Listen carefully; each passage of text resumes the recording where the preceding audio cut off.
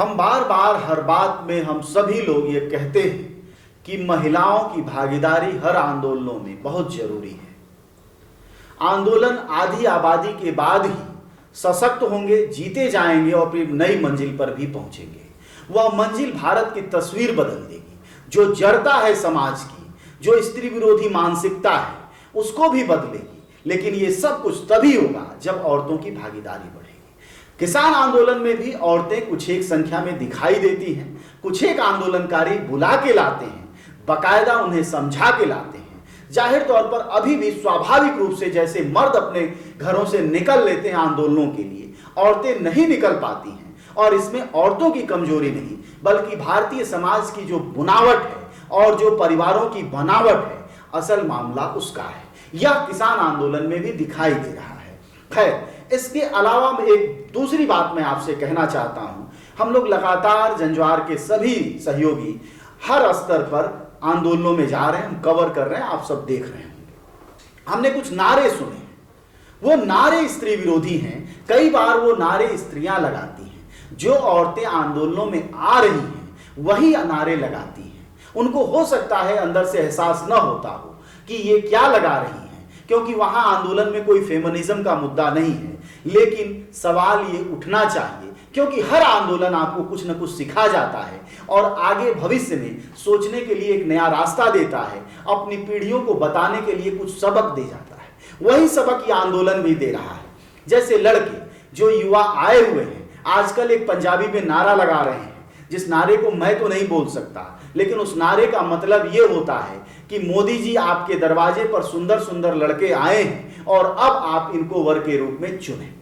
यह नारा लगाते हुए जाहिर तौर पर मजाक है, यह एक विरोध की बात है, यह गुस्से में कही गई एक बात है। लेकिन सवाल यह है कि गुस्से को इजहार के लिए, अपनी बात कहने के लिए, अपना विरोध दर्ज कराने के लिए क्या यही भाषा शैली बची है जिसमें एक औरत की बेइज्जती है? आखिर शादी किससे?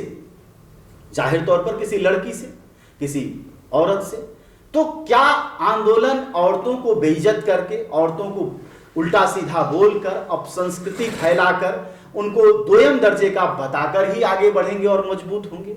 इसी तरह अन्य नारे लग रहे हैं। एक और नारा है, मर गया मोदी। मर गया मोदी अपने आप में यह नारा बताता है कि लोगों को भयंकर गुस्सा है मोदी से। लेकिन यह एक दूसरी भी बात बताता है कि साहब, आपके आंदोलनों ने अच्छे नारे नहीं निकाले हैं, आपके पास नारे नहीं है, अपनी अभिव्यक्ति की जुबान नहीं है, आप वह बात नहीं कह पा रहे हैं सकारात्मक तरीके से, रचनात्मक तरीके से जो आप कहना चाहते हैं, इजहार नहीं कर पा रहे हैं। आपका मुकाबला मोदी के साम्राज्य से है, जो हर वक्त मन की बात करने को तैयार रहता है, जिसकी भाषा ही लोकोक्तियां और स्लोगन हैं, जिसकी भाषा शैली में सूत्र हैं, जिसकी भाषा शैली में मंत्रमुग्ध कर देने वाली वाणी है। और अगर उससे मुकाबला है तो मर गया मोदी से काम नहीं चलता है। आप अपने आंदोलनों को ऊर्जावान बनाएं, नए नारे गढ़ें, वह सटीक राजनीतिक बात करें जो आपकी पीढ़ियों को याद रहे।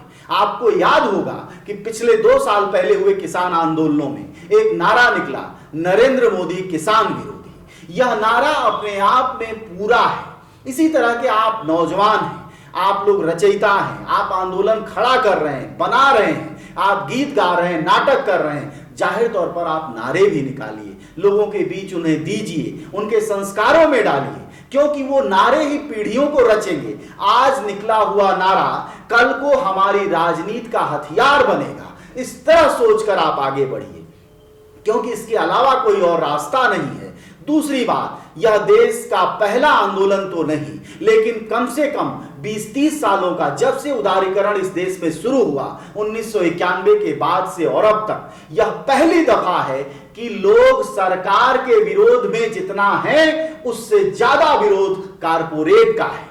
किसान कारपोरेट के खिलाफ है, पूंजीवाद के खिलाफ है, वह चुनौती दे रहा है अडानी और अंबानी को, वह उनके सामानों का बहिष्कार कर रहा है। और हम अगर नारे नहीं निकाल पा रहे हैं सकारात्मक, तो यह हमारी कमजोरी होगी। आप सब आंदोलनकारी इस बात को बड़ी जिम्मेदारी के साथ समझें कि जो देश पहली दफा उदारीकरण के बाद जो भूत चढ़ाया गया था, एसी कमरों और बड़े बड़े सेमिनारों में बैठकर जातिवादी राजनीति के चश्मे से चढ़ाकर यह बताया गया कि उदारीकरण ही हमारे देश के उद्धार का पहला और आखिरी रास्ता है, अब उनके चेहरों पर कालिख पुत चुकी है। वह दिखाने लायक नहीं है अपने चेहरे, जिन्होंने 40 साल पहले कहा था कि इस देश का तारणहार उदारीकरण है।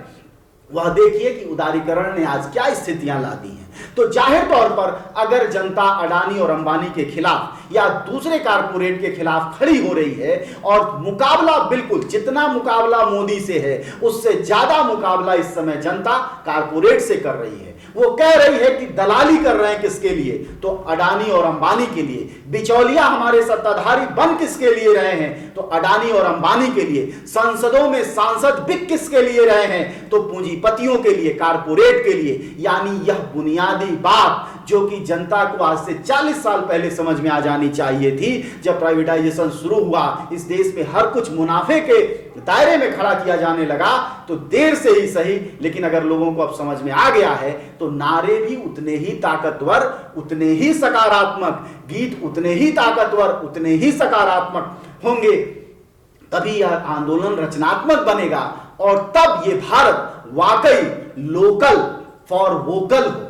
अभी के नाटक से नहीं होगा, लेकिन अगर यह संभव हुआ कि कारपोरेट के खिलाफ इस देश का जंग खड़ा हो गया और खेती मुनाफे की चीज नहीं बनी, तो वाकई इस देश की तस्वीर में बदलाव होगा, इस देश की रणनीति में बदलाव होगा, इस देश की संसद में बने हुए कानूनों में बदलाव होगा, और सरकारें जैसे आज पीछे हटने को मजबूर होने की स्थिति में पहुंची हैं, वैसे भविष्य में भी होगा। लेकिन यह गाली देने से नहीं होगा, औरतों के नाम पर बनाए हुए नारों से नहीं होगा, आपके मोदी मर गया और ऐसी तैसी बातें करने से नहीं होगा, बल्कि सही नारों से होगा। नारे आपके आंदोलन की अभिव्यक्ति हैं। घंटे भर के भाषण को एक नारा अपनी जुबान दे देता है, इनकलाब जिंदाबाद जैसा नारा आपको चुनना चाहिए, उस रास्ते को गुनना चाहिए, क्योंकि वाकई यह नया इनकलाब है, यह किसानों का इनकलाब है जो कारपोरेट के खिलाफ खड़ा हुआ है।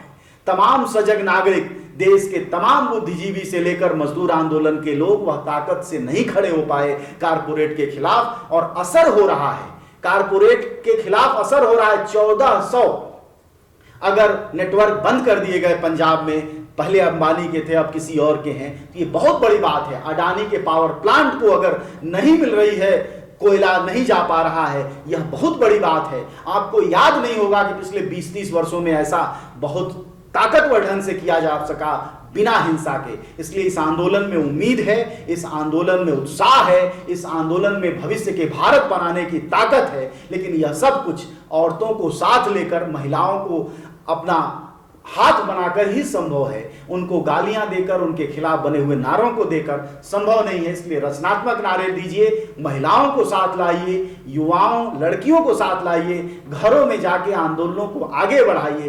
तब जाकर एक नया भारत, एक लोकतांत्रिक भारत बनेगा, जहां सरकारें कारपोरेट के दबाव में काम नहीं करेंगी, बल्कि जनता की बेहतरी के लिए कानून लागू करेंगी और उनकी सुविधाओं के लिए वह प्रतिबद्ध होंगी।